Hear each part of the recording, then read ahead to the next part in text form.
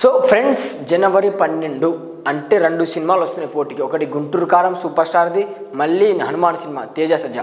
రెండు సినిమాలు వస్తున్నాయి కానీ సినిమాలకు రెండు సినిమాలు పోటీ ఉన్నాయి మన తెలుగు రాష్ట్రంలో రెండు. అంటే హనుమాన్ సినిమా అనేది pan India movie, Telugu Hindi all వర్షన్లో ప్యాన్ ఇండియా. ఇది గుంటూరు కారం అనేది ఓన్లీ టూ స్టేట్స్ తెలుగు రాష్ట్రాల్లో రిలీజ్ అవుతుంది.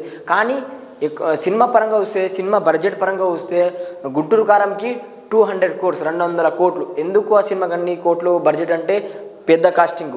శ్రీలీల గారు, మహేష్ బాబు గారు, మీనాక్షి గారు, వెన్నెల కిషోర్ గారు, రమ్యకృష్ణ గారు, ప్రకాష్ రాజు, వీళ్ళందరూ ఉన్నారు కాబట్టి పెద్ద కాస్టింగ్. స్టోరీ పరంగా కూడా అంటే మాస్, ఒక మాస్ లెవెల్గా ఎంటర్టైన్మెంట్గా మన గుంటూరు కారం ఉండబోతుంది. అదే హనుమాన్ సినిమా చూసుకుంటే తేజ సజ్జా, వరలక్ష్మి శరత్ కుమార్, మళ్ళీ అమృత అయార్, మళ్ళీ వెన్నెల కిషోర్, గెటప్ సింగ్. అంటే చిన్న కాస్టింగ్ 55 crores అంటే 55 కోట్ల బడ్జెట్తో హనుమాన్ సినిమా వస్తుంది.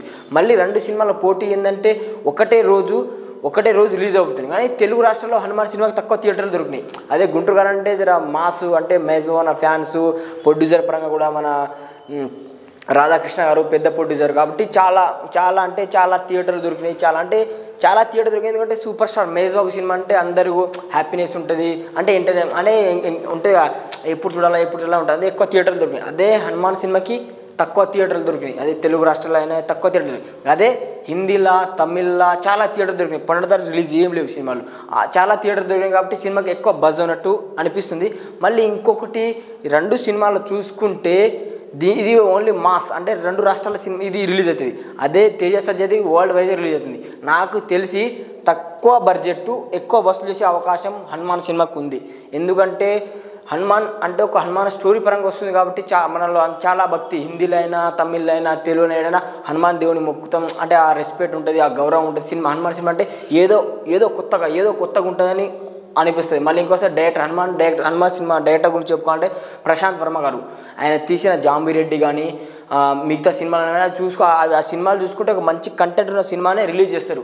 అది నాకు అనిపిస్తుంది. ఎందుకంటే డైరెక్టర్ మీద ఉన్న నమ్మకంతో చెప్తున్నా బాగుంటుంది. హనుమాన్ సినిమా తక్కువ బడ్జెట్ ఎక్కువ వసూలు చేసే అవకాశం ఉంది. ఎందుకంటే మనోళ్ళు తెలుగు రాష్ట్రాలు కూడా మంచి కంటెంట్ ఉన్న సినిమాని ముందు తీసుకుపోయే అవకాశం చాలా ఉంది.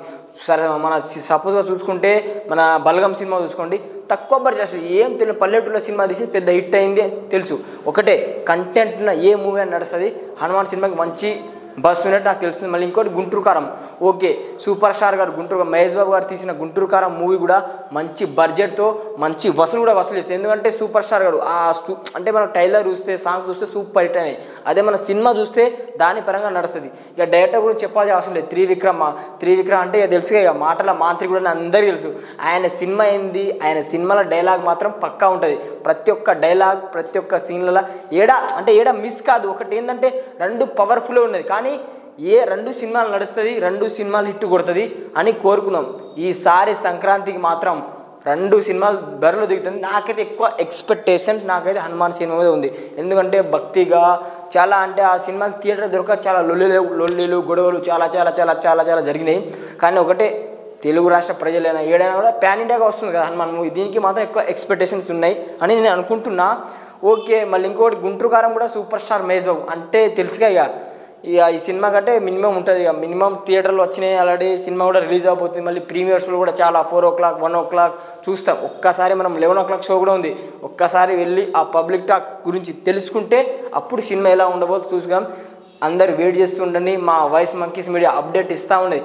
పక్కా 3 o'clockకి మే రివ్యూ మా వాయిస్ మంకీస్ యూట్యూబ్ ఛానల్ ఇస్తాం. రివ్యూ కోసం వెయిట్ చేయండి. Thank you.